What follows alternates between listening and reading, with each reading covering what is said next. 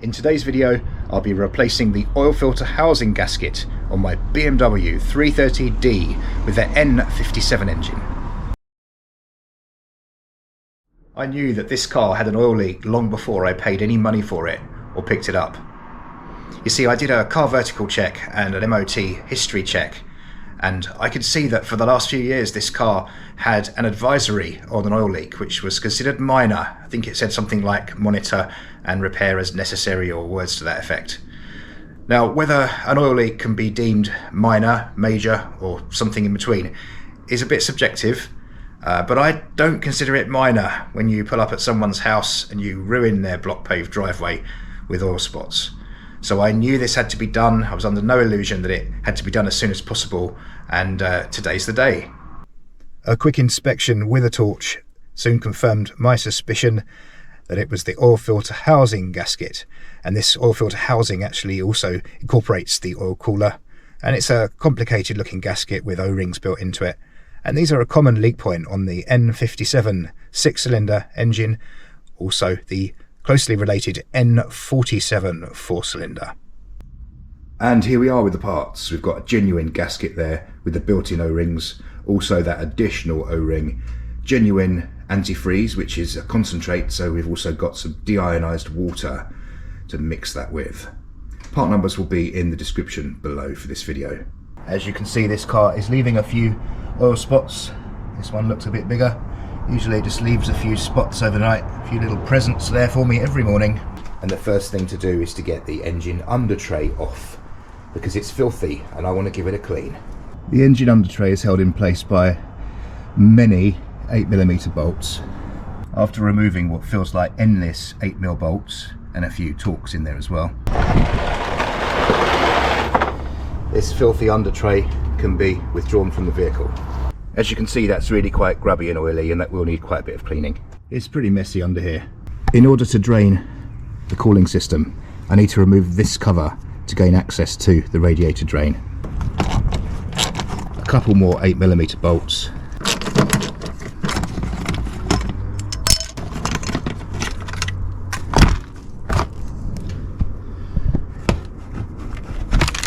And this cowling can be removed.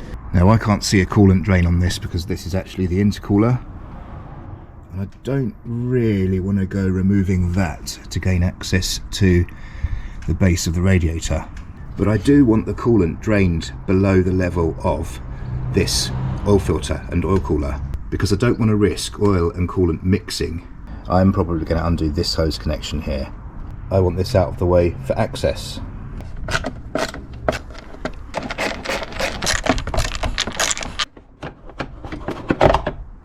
And just remove this section here. Just a couple of little tabs to press in, and this is free, giving me much better access to the hose. These are held in place with a spring clip, so it's just a case of releasing the spring clip and pulling the hose free, and then letting the cooling system drain from there. I have a large receptacle, and it's now a case of wiggling that pipe free.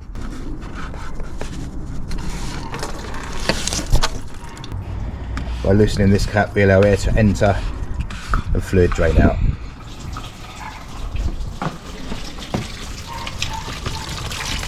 We hope that as much as possible goes into this receptacle, because the thermostat is pretty much closed. Draining through here will be very slow, but there's no rush. Time to have a cup of tea.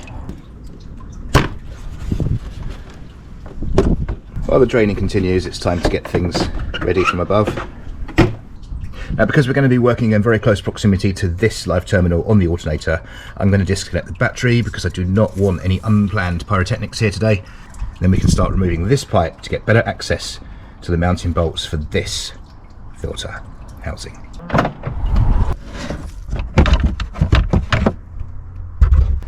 We'll be loosening this negative terminal here.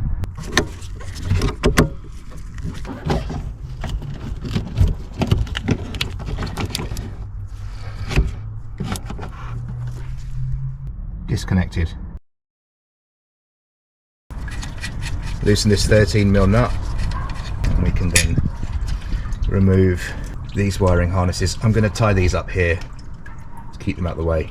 They are safely cable tied and tucked out of the way. A little bit fiddly these, because you've got one each side that needs to be released, but this bit here also in the middle needs to clear for the pipe to come off, which is easier said than done.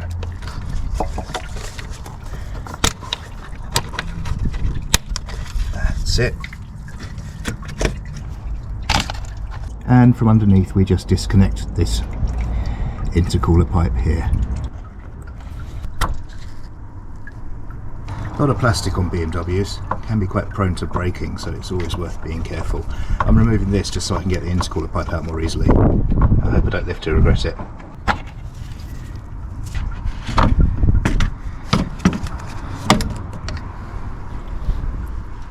You will often find a bit of oil in here. We are now in a position where we can see the upper mounting bolts there for the oil filter housing, and the lower ones aren't too much of a devil to get to at this point. Need to just remove this clip where this wiring loom connects to here, and in just a moment I'm going to loosen this just to allow any residual oil in here to drain back to the sump, and then I'll retighten it again. It's good to see that directly beneath this housing is a lot of oil, which confirms my diagnosis. Obviously once we see the actual gasket we can be absolutely sure, but I can't think what else could be causing this because it's dry up top.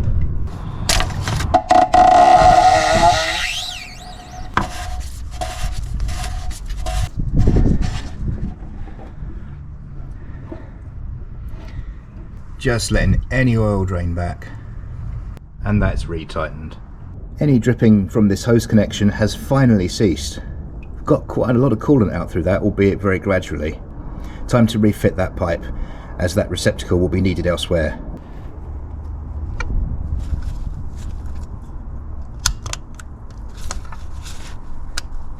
Here you will see just how much coolant I've got out of this. I think this holds about 10 litres. Right, I worked out about 6 litres in there, drained most of it out, and it's now positioned in the vicinity of where that oil filter is likely to drain once it's removed. And we now have the 5 13mm bolts to undo. The bottom one is possibly the hardest to get to, but none of them are that difficult. That's the first, the lowest one. That's the lower 3 out. They are all out. It should now be a case of just rocking this free.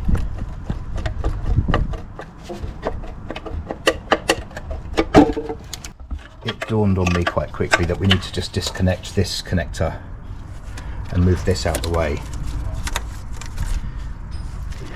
which allows this to be moved free. Now I wasn't expecting this to come away without this part, so we need to remove this oil cooler from the block. I'm very gently levering this,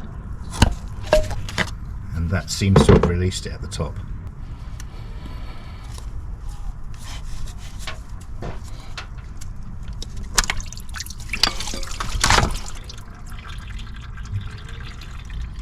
My biggest worry was that coolant would come flooding out of there and then enter the oil galleries, but I didn't see any evidence of that happening as I took that away.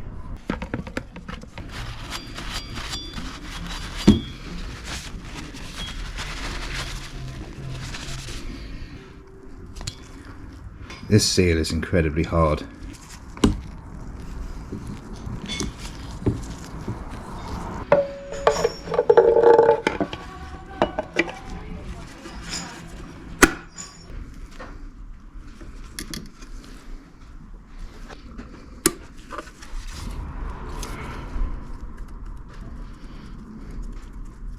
So the mating surface has been prepared with the finest of fine wet and dry sandpaper, using some coolant as a lubricant, which is very slippery, and then just very lightly prepared just to get rid of any ridges where the old O-rings had sat. Everything's clean. I cannot stress enough the importance of making sure that you get rid of any oil or coolant that's in these bolt recesses here. Never underestimate the hydraulic action of tightening a bolt. If you've got fluid or oil in there, it can cause all sorts of problems. So that's all ready for the housing.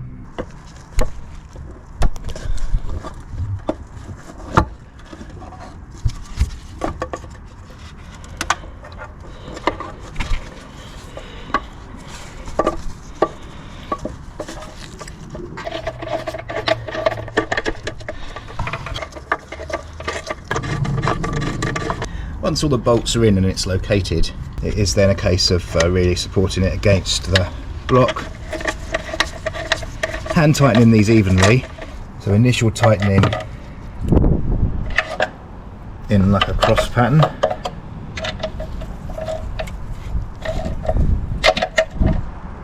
and then 20 Newton meters.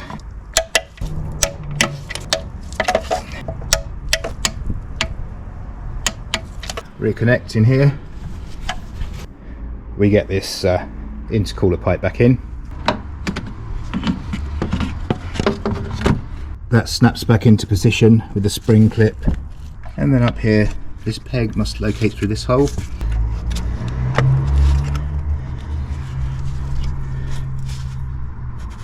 We push this in,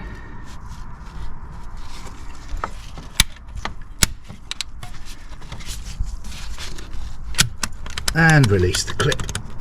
That's secure, and reconnect.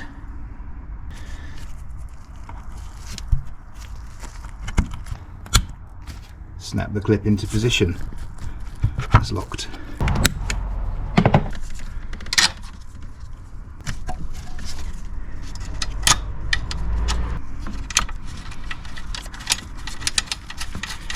Refit the positive to the alternator and tighten. Reconnect the battery. I've refitted this trim here with these fixings here, these 8mm bolts, because obviously we didn't find a drain plug and we did things a different way. I've also had a bit of a clean up under here because it was a messy old beast.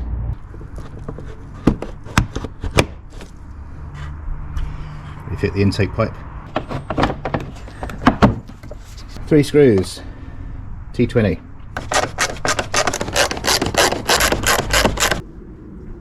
With everything pretty much back together now, it's just a case of filling up the coolant. And I've got plenty of antifreeze here, BMW genuine concentrate, and also de-ionised water. I want this to be 50-50, so I'm going to refill this slowly.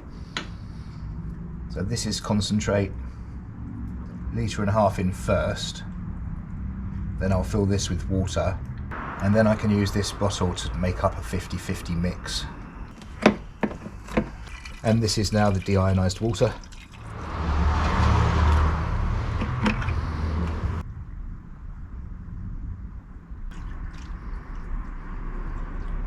And that's now 50-50.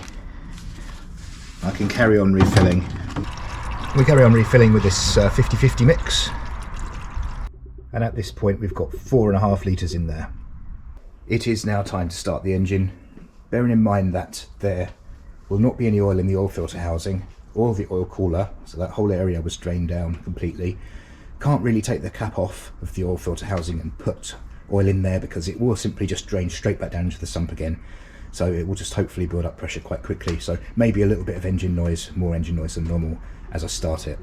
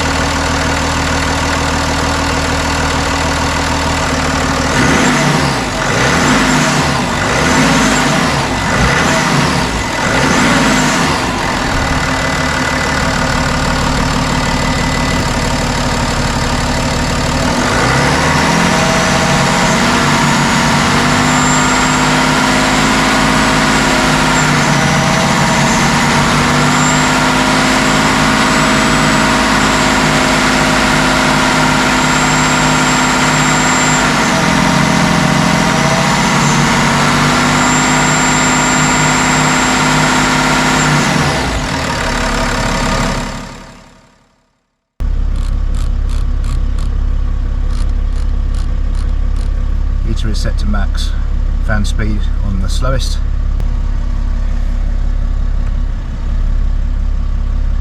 Aircon off. The engine under tray was cleaned as best as I could. It was a hell of a job. It was filthy. I used some paraffin, a small brush, and lots of rag, and cleaned it up because it was a mess. The little oil change flap was missing, probably because this clip here was broken. I bought a new one from the BMW dealer. Part number there. Don't buy these from eBay, they're twice the price. It was about 20 quid for this, or 25 I think from memory. People are selling these for stupid money. It is a piece of plastic, it is meant to be there. Some might think it's pointless, just do without it, but that's not really my style. And the little clip here, I didn't think that would be available. I thought it would be part of the under tray, but it was, again from BMW. That was just a couple of quid. I can now fit these. Part numbers will be in the video description.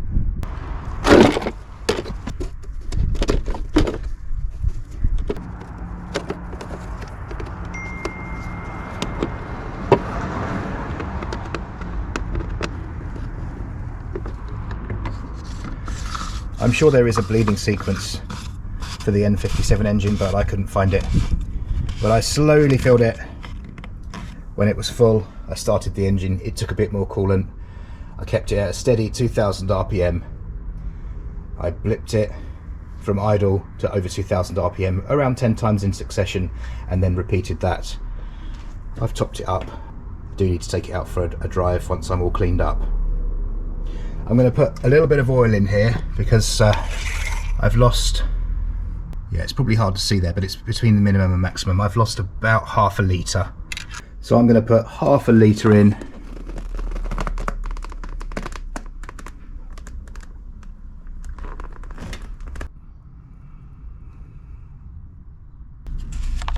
And now refit the engine cover. And after a quick wipe down, that is job done. Well, I've just got back from road test. The light got away from us, but to be honest, it's easier to check for oil leaks and things like that when it's dark, because you can get a torch in the engine bay and you can check it out, and it's much easier to see things when there's no background light. Everything's bone dry. No oil leaks, no coolant leaks. It took about 6 litres in the end of coolant, 50-50 mix. Everything bled out okay, coolant level stabilised. Now obviously I'll recheck that in the morning once it's had a chance to settle overnight and it's a cold engine, and top up as necessary. But I consider that job to be done, and I'm very pleased. Please feel free to like and subscribe if you want to see more content like this. Just recently hit 4,000 subscribers and climbing. Thanks to you all. And also a massive thank you for those who've bought me a coffee. All kind donations do go back into the channel for buying tools and parts and things that make this channel what it is. Thank you very much, and I'll see you again in another video very soon.